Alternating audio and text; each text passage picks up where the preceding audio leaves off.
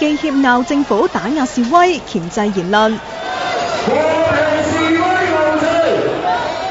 記者協會尋日發表嘅言論自由報告，狠批政府越嚟越包容唔到反對嘅聲音。好似今年初嘅反高鐵示威就用到胡椒噴霧，記協認為咁樣只係會加重民怨，令到社會更加對立。包括你即係拘捕示威者啊，無理咁樣去抬走呢個民主女神像啊，甚至係傳媒嗰個採訪嗰個方面係採取一個唔透明、唔開放嘅態度啊，呢啲其實咧樣樣咧都會係令到嗰個